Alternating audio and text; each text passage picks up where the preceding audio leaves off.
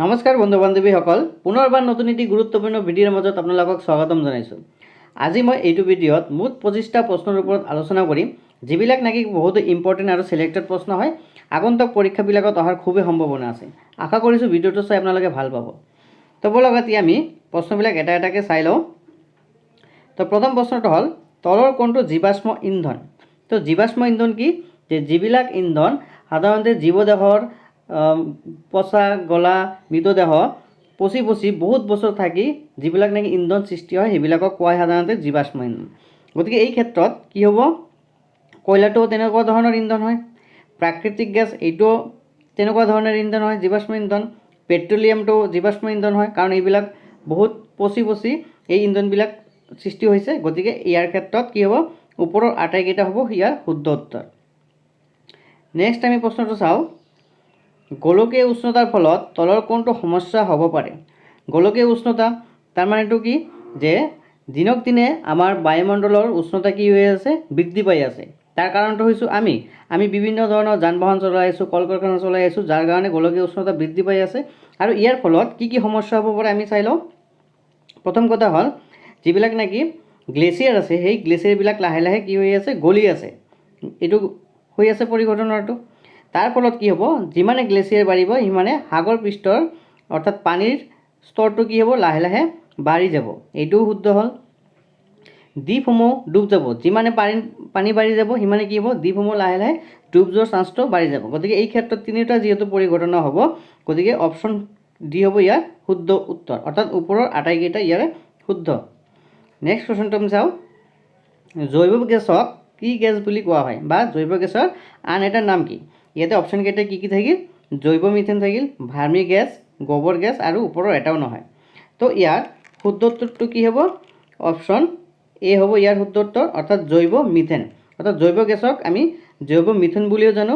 আৰু জৈৱ গেছত মূল উপাদানটো কি থাকে, তাতে মিথেন থাকে। আপোনালোকে এইটো মনত ৰাখিব, ছিংগল হিচাপে সুধিব পাৰে যে জৈৱ গেছৰ মূল উপাদানটো কি, তেতিয়া হ'ব ইয়াৰ শুদ্ধ উত্তৰটো মিথেন। নেক্সট প্ৰশ্ন, জলবিদ্যুৎ প্ৰকল্পই প্ৰবাহিত পানীৰ গতিশক্তিক ৰূপান্তৰ কৰে।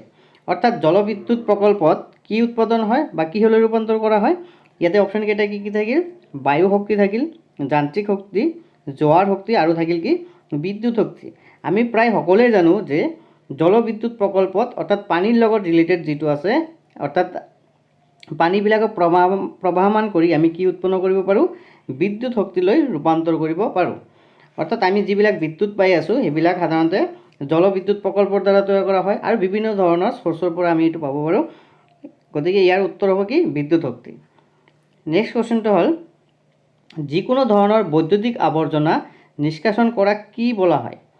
যিকোনো ধৰণৰ বৈদ্যুতিক আৱৰ্জনা, অৰ্থাৎ বিভিন্ন ধৰণৰ আৱৰ্জনা আছে, আৰু যিবিলাক নেকি বৈদ্যুতিক আৱৰ্জনা আছে সেই বৈদ্যুতিক আৱৰ্জনাবিলাকক যিটো নিষ্কাশন কৰা হয়, অৰ্থাৎ ৰিচাইকেল যিটো কৰা হয়, তাক আমি কি বুলি ক'ম? ইয়াতে কি আছে, ই ৱেষ্ট আছে, ডমেষ্টিক ৱেষ্ট আছে, ৱেষ্ট থাকিল, আৰু কি থাকিল, ভেজিটেবল ৱেষ্ট।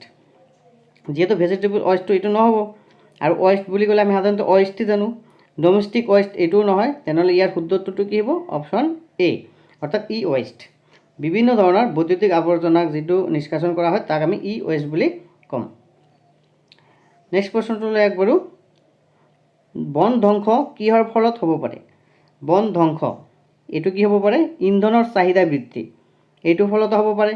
কাৰণ যিবিলাক নাকি মানুহ দুখীয়া সিহঁতে কি কৰি আছে, খৰি কাটি আছে, বিভিন্ন ধৰণৰ গছ কাটি আছে, যাৰ ফলত বন ধ্বংস হ'ব পাৰে। অত্যাধিক জনসংখ্যা বৃদ্ধি, দিনক দিনে কি হৈ আছে, জনসংখ্যাটো বৃদ্ধি পাই আছে, অৰ্থাৎ সিহঁতৰ ঘৰ বনাবৰ কাৰণে সেই গছবিলাক কাটিব লগা হৈছে, যাৰ ফলত সেই গছবিলাক নাইকিয়া হৈ আছে, অৰ্থাৎ বনাঞ্চল ধ্বংস হৈ আছে, এইটো হ'ব পাৰে। বন জুই, অৰ্থাৎ বনত যদি জুই লাগে তাৰ ফলতে কি হয়, বিভিন্ন ধৰণৰ উদ্ভিদ মৃত্যুমুখত পৰে। আমাৰ যিটো ঘটনা হৈ গ'ল আমাজনত, বহুত দিন এইটো কি হৈ আছিল, জুই জ্বলি আছিল, যাৰ ফলত বনাঞ্চল এটা ধ্বংস হৈ গ'ল প্ৰচুৰ পৰিমাণে। গতিকে এই ক্ষেত্ৰত এই তিনিটা শুদ্ধ, আৰু ইয়াৰ উত্তৰটো হ'ব কি, অপশ্যন ডি, অৰ্থাৎ আটাইকেইটা ইয়াৰে হ'ব পাৰে। নেক্সট প্ৰশ্নটো আমি চাওঁ, ভাৰতৰ ক'ত বটানিকেল গাৰ্ডেন আছে? এইটো খুব এটা সুন্দৰ প্ৰশ্ন হয়, আপোনালোকে এইটো জনা থকাটো খুবেই দৰকাৰ। ইয়াতে অপশ্যন কেইটা হ'ল দিল্লী, মুম্বাই, কেলকাতা আৰু থাকিল চেন্নাই। তো ইয়াৰ উত্তৰটো কি হ'ব, কেলকাতা হ'ব। তো ইয়াৰ লগত আৰু এটা মই ৰিলেটেড কিছুমান প্ৰশ্ন আপোনালোকক কৈ দি আছোঁ যে কলকাতাৰ যিটো বটানিকেল গাৰ্ডেন আছে তাৰ নামটো কি? তাৰ নামটো মনত ৰাখিব, আচাৰ্য জগদীশ চন্দ্ৰ বোস বটানিকেল গাৰ্ডেন।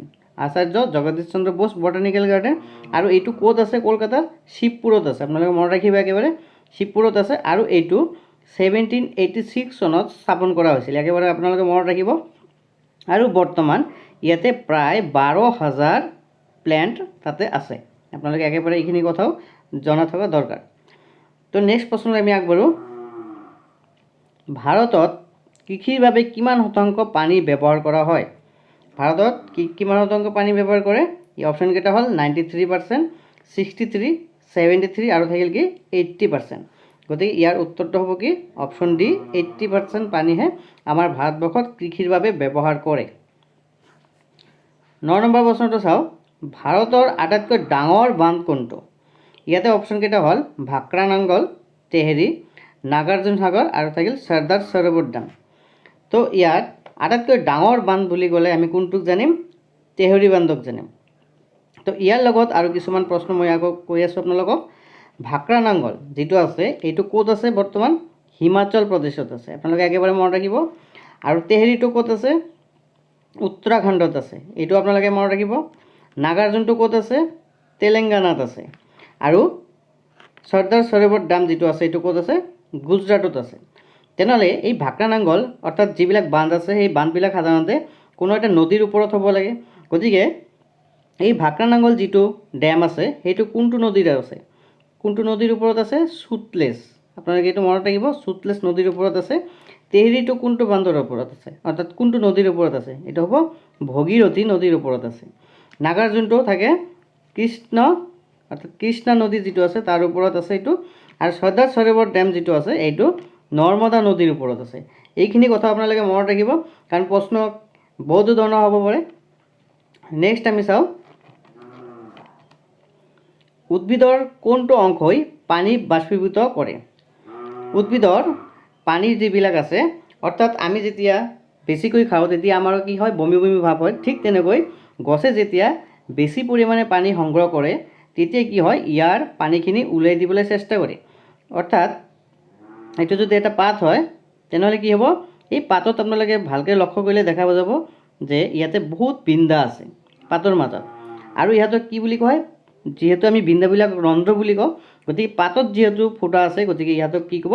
পত্ৰৰন্ধ্ৰ। অৰ্থাৎ পত্ৰৰন্ধ্ৰৰ দ্বাৰা অতিৰিক্ত পানী যিখিনি আছে সেইখিনি কিন্তু বাষ্প আকাৰে উলিয়াই দিয়ে। গতিকে ইয়াৰ উত্তৰ হ'ব কি? Option A. নেক্সট কুৱেশ্যন পিনে আমি আগবাঢ়োঁ। কোনটো গেছ মুখ্যতঃ গোলকীয় উষ্ণতাৰ বাবে দায়বদ্ধ? তো ইয়াৰে এটা সুন্দৰ প্ৰশ্ন হয় এইটো, আৰু এইটো ইণ্টাৰভিউত অহাৰ বহুত চান্স আছে। তো গোলকীয় উষ্ণতা বৃদ্ধিৰ মূল কাৰণটো কোনটো? অপশ্যন ডি হ'ব কাৰ্বন ডাই অক্সাইড। যিমানে কাৰ্বন ডাই অক্সাইডৰ পৰিমাণ বাঢ়ি যাব সিমানে আমাৰ গোলকীয় উষ্ণতা দিনক দিনে কি হ'ব? বৃদ্ধি পায়ে থাকিব। আৰু ইয়াৰ কাৰণে মূল দায়ী হৈছোঁ আমি, এইটো আমি জনা থকা দৰকাৰ। 12 নম্বৰ প্ৰশ্নটো কি? উদ্ভিদৰ পাতত ক্ল'ৰফিল ধ্বংস কৰা গেছবিধ হ'ল, অৰ্থাৎ আমি জানো যে সেউজীয়া উদ্ভিদত কি থাকে? সেউজীয়া উদ্ভিদৰ পাতত ক্ল'ৰফিল থাকে। আৰু সেই ক্ল'ৰফিল থকাৰ ফলতে উদ্ভিদে নিজৰ খাদ্য নিজে প্ৰস্তুত কৰি ল'ব পাৰে। গতিকে সেই পাতত থকা যিখিনি ক্ল'ৰফিল থাকে সেই ক্ল'ৰফিলটোক কিহে বা কোন ধৰণৰ গেছে ধ্বংস কৰিব পাৰে? তো ইয়াৰ উত্তৰটো কি হ'ব? অপশ্যন এ, ছালফাৰ ডাই অক্সাইডে। অৰ্থাৎ ছালফাৰ ডাই অক্সাইডে পাতত থকা ক্ল'ৰফিলবিলাকক ধ্বংস কৰিব পাৰে। নেক্সট প্ৰশ্ন আমি চাওঁ, অজন স্তৰে কি শোষণ কৰে? অজন স্তৰ যিটো আছে ইয়াৰে অপশ্যনকেইটা হ'ল আল্ট্ৰাভায়লেট ৰে, ইনফ্ৰাৰেড ৰে আৰু থাকিল এক্স ৰে, লাষ্টত থাকিল কি গামা ৰে। তো ইয়াৰ উত্তৰটো কি হ'ব? আমি সকলোৱে জানো এইটো যে অজন স্তৰে আল্ট্ৰাভায়লেট ৰে অৰ্থাৎ অতিবেঙুনীয়া ৰশ্মিবিলাকক কি কৰিব পাৰে? শোষণ কৰিব পাৰে, যাৰ ফলত আমি বহুত পৰিমাণে ৰক্ষা পৰি আছোঁ। আমাৰ কেঞ্চাৰৰ পৰা আমি ইয়াৰ বহুত পৰিমাণে ৰক্ষা পৰি আছোঁ। নেক্সট আমি চাওঁ 3R নীতি। এইটো এটা খুব সুন্দৰ প্ৰশ্ন হয় আৰু এইটো অহাৰো চান্স আছে এইবাৰ, আপোনালোকে ভালকৈ চাব। অপশ্যনবিলাক কি কি থাকিল? ৰিড, ৰেজিষ্টাৰ, ৰিকল থাকিল। বিত থাকিল ৰিডিউচ, ৰিইউজ আৰু ৰিচাইকেল। ৰিডিউচ, ৰিবিল্ড আৰু ৰেষ্ট্ৰিক্ট। ডিত থাকিল কি ৰেণ্ডম, ৰিকল এণ্ড ৰিডিউচ। অৰ্থাৎ 3R নীতি যিটো আছে সেইটো কি হ'ব? অপশ্যন বিটো হ'ব ইয়াৰ শুদ্ধ উত্তৰ ৰিডিউচ ৰিইউজ আৰু হ'ল ৰিচাইকেল। বৰ্তমান আমি এইটো মেথডত কাম কৰি আছোঁ কাৰণ আমাৰ কি হৈ আছে জনসংখ্যা প্ৰচুৰ পৰিমাণে বৃদ্ধি পাই আছে আৰু আমাৰ কি হৈছে বস্তু বাহিনী লাহে লাহে নাটনি হৈ আছে। গতিকে এটা বস্তুকে আমি বাৰে বাৰে কি কৰি আছোঁ ৰিডিউচ কৰি আছোঁ, ৰিইউজ কৰি আছোঁ, ৰিচাইকেল কৰি আছোঁ। গতিকে 3R নীতি যিটো আছে আমাৰ কাৰণে এইটো খুবেই দৰকাৰী। 15 নম্বৰটো চাওঁ, ৰাতি দেখা পোৱা জন্তুবোৰে বস্তুবোৰ কি ৰঙৰ দেখে? অৰ্থাৎ আমি যিবিলাক আমাৰ চকুত কিন্তু আমি ৰাতিত কোনো বস্তু দেখা নাপাওঁ, কিন্তু কুকুৰ হওক বা বাঘ হওক সিহঁতে কিন্তু ৰাতিত সেই বস্তুবিলাক দেখা পায়। তেনেহ'লে সিহঁতে যে দেখা পায় সেই বস্তুবিলাকক কি ৰঙত দেখা পায়? ইয়াতে অপশ্যনকেইটা থাকিল গ্ৰীণ অৰ্থাৎ সেউজীয়া ৰঙৰ দেখা পাব, নে ৰঙা ৰঙৰ দেখা পাব, নে ব্লেক এণ্ড হোৱাইট দেখা পাব, নে যিটো একচুৱেল কালাৰ সেইটোৱে দেখা পাব। তো ইয়াৰ উত্তৰটো কি হ'ব? আপোনালোকে হয়তো ডিস্কভাৰী চেনেলত এইটো চায়ে যে সিহঁতে কি ৰঙত দেখা পায়, ব্লেক এণ্ড হোৱাইট দেখা পায়। চৰি মোৰ ইয়াতে আৰটো হৈ গৈছে, ইয়াতে ই হ'ব। তো ৰাতি দেখা জন্তুবোৰে যিকোনো বস্তু সিহঁতে কিন্তু ব্লেক এণ্ড হোৱাইটতহে দেখা পায়। নেক্সট প্ৰশ্নটো চাওঁ, বায়ু প্ৰদূষণ ৰোধ কৰিবলৈ যান বাহনত কি গেছ ব্যৱহাৰ কৰা হয়? অৰ্থাৎ যিহেতু আমাৰ বায়ু প্ৰদূষণ প্ৰচুৰ পৰিমাণে হৈ আছে, আমি ইয়াক কি কৰিব লাগিব? ৰোধ কৰিব লাগিব। তাৰ কাৰণে আমি কি কৰিব লাগিব? ইয়াৰ অপশ্যনকেইটা কি কি আছে? কম্প্ৰেছড নেচাৰেল গেছ, এটা থাকিল কি লিকুইড পেট্ৰলিয়াম গেছ, যাক আমি সংক্ষেপত ইয়াত কি বুলি কোৱা হয়? CNG বুলিও জনা হয়। আৰু লিকুইড পেট্ৰলিয়াম গেছ যাক আমি LPG বুলি কওঁ সাধাৰণতে। এইটো আপোনালোকে একেবাৰে মনত ৰাখিব যে LPGৰ ফুল ফৰ্ম কি আৰু নহ'লে CNGৰ ফুল ফৰ্ম কি, এইখিনি একেবাৰে আপোনালোকে মনত ৰাখিব। বা চিনথেটিক গেছ যিটো আছে আৰু কি থাকিল অল। তো এই চাৰিটাৰ মাজত কোনটোক আমি সাধাৰণতে যান বাহনত ব্যৱহাৰ কৰোঁ? তো ইয়াৰ উত্তৰ হ'ব কি অপশ্যন এ, অৰ্থাৎ কম্প্ৰেছড নেচাৰেল গেছক আমি ইন্ধনত গাড়ীৰ ইন্ধন হিচাপে আমি ব্যৱহাৰ কৰোঁ। এইটো বৰ্তমানলৈকে দিল্লী, মুম্বাই, কলকাতা এইবিলাক ছাইডত চলি আছে। আমাৰ অসমত যিহেতু এতিয়ালৈকে এইটো ভালকৈ হেৰি হোৱা নাই, গতিকে CNG ব্যৱহাৰ কৰিলে আমি প্ৰচুৰ পৰিমাণে কি কৰিব পাৰোঁ? বায়ু প্ৰদূষণটো কমাব পাৰোঁ। নেক্সট প্ৰশ্নলৈ আমি আগবাঢ়োঁ, কোনটো ইন্ধনক মানৱ জাতিৰ বাবে ভৱিষ্যত ইন্ধন হিচাপে লোৱা হ'ব? কোনটো ইন্ধন? যিহেতু ইন্ধনবিলাক আমাৰ প্ৰচুৰ পৰিমাণে শেষ হৈ আছে আৰু হয়তো 20-30 বছৰ থাকিব। এতিয়া আমি যদি কওঁ পেট্ৰলিয়াম, এইটো লাহে লাহে নাইকিয়া হৈ আছে। তাৰপিছত কেৰাচিন, এইবিলাক লাহে লাহে নাইকিয়া হৈ যাব। গতিকে ইয়াৰ আমাৰ কাৰণে আৰু বিকল্প এটাৰ ৰাস্তা আমি বাছি উলিয়াব লাগিব। আৰু তাৰে মাজত কোনটো ইন্ধন লোৱা হ'ব? ইয়াতে কি কি কৈছে যে জৈৱ গেছ ক'লে এটা, বায়'গেছ, হাইড্ৰজেন ইন্ধন আৰু থাকিল কি বায়'মাছ শক্তি। তো ইয়াৰ উত্তৰটো কি হ'ব? হাইড্ৰজেন ইন্ধন। অৰ্থাৎ হাইড্ৰজেনক আমি পৰৱৰ্তী অৰ্থাৎ ভৱিষ্যত জীৱনত ইয়াক ইন্ধন হিচাপে আমি ব্যৱহাৰ কৰিব লাগিব। আৰু এইটো বৰ্তমান ক'ত ইন্ধন হিচাপে ব্যৱহাৰ হয় আপোনালোকে এইটো জনা থকা দৰকাৰ আছে। বৰ্তমান যিবিলাক নেকি ৰকেট লঞ্চ কৰে সেই ৰকেটত কিন্তু আমি পেট্ৰল বা ডিজেল এনেকুৱা ধৰণৰ ইন্ধন ব্যৱহাৰ নকৰোঁ। তাতে কি ইউজ কৰোঁ? হাইড্ৰজেনকহে আমি তাত ইন্ধন হিচাপে ব্যৱহাৰ কৰোঁ। আৰু হাইড্ৰজেনৰ প্ৰদূষণটো বহুত পৰিমাণে কম হয়, এইটো আপোনালোকে জানি থওক। নেক্সট কুৱেশ্যনটো হ'ল, পৰিস্থিতিতন্ত্ৰ শব্দটো প্ৰথমে কাৰ দ্বাৰা প্ৰৱৰ্তন কৰা হৈছিল? ইয়াতে দুটা কুৱেশ্যন মই দিছোঁ, যিবিলাক কুৱেশ্যন নেকি বহুতৰে পাজেল লাগি আছে। গতিকে কুৱেশ্যনটো ক্লিয়াৰ কৰাৰ কাৰণে মই আকৌ এইটো ইয়াতে দি দিছোঁ। তো ইয়াৰ উত্তৰটো কি হ'ব? আৰ্থুৰ টান্সলে। ছাৰ আৰ্থুৰ টান্সলে হ'ব পৰিস্থিতিতন্ত্ৰ প্ৰথমে প্ৰৱৰ্তন কৰিছিল। এইবাৰ নেক্সট প্ৰশ্নটো আমি চাওঁ, পৰিস্থিতি বিজ্ঞান শব্দটো কাৰ দ্বাৰা প্ৰস্তুত কৰা হৈছিল? সেইটো আছিল বেলেগ আৰু এইটো হ'ল অলপ বেলেগ। তো ইয়াৰ উত্তৰটো কি হ'ব? Ernest Haeckel. অৰ্থাৎ আৰ্নেষ্ট হেকেলে পৰিস্থিতি বিজ্ঞান শব্দটো প্ৰস্তুত কৰিছিল। দুটা আপোনালোকে এই বস্তুটো ক্লিয়াৰ কৰি ল'ব। নেক্সট প্ৰশ্নপিনে আমি আগবাঢ়োঁ, এক পৰিস্থিতিতন্ত্ৰত শক্তিৰ প্ৰবাহ সদায় কোন দিশত থাকে? এটা পৰিস্থিতিতন্ত্ৰত কি কৈছে? শক্তিৰ প্ৰবাহ কোন দিশত থাকে? এইটো কি হ'ব? ধৰি লোৱা হ'ল যে ঘাঁহবিলাকক তৃণভোজী প্ৰাণীয়ে খাই আছে আৰু তৃণভোজী প্ৰাণীবিলাকক মাংসভোজী প্ৰাণীয়ে খাই আছে, আৰু সেই মাংসভোজী প্ৰাণীবিলাক যেতিয়া মৃত্যুমুখত পৰে তেতিয়া বিয়োজকবিলাক কি কৰিছে? পচাই মাটিৰ লগত সাৰুৱা কৰি আছে। এতিয়া কোনোদিন কিন্তু এইটো নহ'ব যে সিংহবিলাকক হৰিণাই খাই আছে, এইটো নহ'ব। গতিকে পৰিস্থিতিতন্ত্ৰ সদায় কি হয়? একমুখী হয়, সদায় একমুখী গতি কৰি থাকিব। ইয়াৰ উত্তৰ হ'ব অপশ্যন এ। নেক্সট প্ৰশ্ন আমি চাওঁ, সালোক সংশ্লেষণৰ সময়ত সেউজীয়া উদ্ভিদে তেওঁলোকৰ নিজৰ খাদ্য সঞ্চিত কৰে। অৰ্থাৎ যেতিয়া উদ্ভিদে নিজৰ খাদ্য নিজে প্ৰস্তুত কৰি লয় তেতিয়া সেই খাদ্যখিনিক কি প্ৰকাৰে উৎপন্ন কৰে? গ্লুকোজ হিচাপে হ'ব নে ফ্ৰুক্টজ নে মল্টজ হ'ব? এই তিনিটা অপশ্যন থাকিল। তো আমি জানো যে আমাৰ আৰু উদ্ভিদৰ মাজত সিমিলাৰিটি বহুতখিনি আছে। আমি যেতিয়া খাদ্য খাওঁ সেই খাদ্যখিনি কি হয় পাকস্থলীত যাই জমা হয়, তাৰপিছত চেলিভা বিভিন্ন ধৰণৰ ক্ৰিয়া হয়, ক্ৰিয়া হোৱাৰ পিছত কি হয় খাদ্যখিনি হজম হৈ যায় আৰু সেই হজম হোৱা খাদ্যখিনিক আমি কাৰ্বহাইড্ৰেট হিচাপে ব্যৱহাৰ কৰোঁ, অৰ্থাৎ এইটো কি হয় গ্লুকোজলৈ ৰূপান্তৰ হয়। যিহেতু উদ্ভিদেও সেই একেধৰণৰ কাম কৰি আছে, গতিকে ইয়াৰ উত্তৰটো কি হ'ব গ্লুকোজ, অৰ্থাৎ সেউজীয়া উদ্ভিদে তেওঁলোকৰ খাদ্যখিনিক গ্লুকোজ হিচাপে সঞ্চিত কৰে।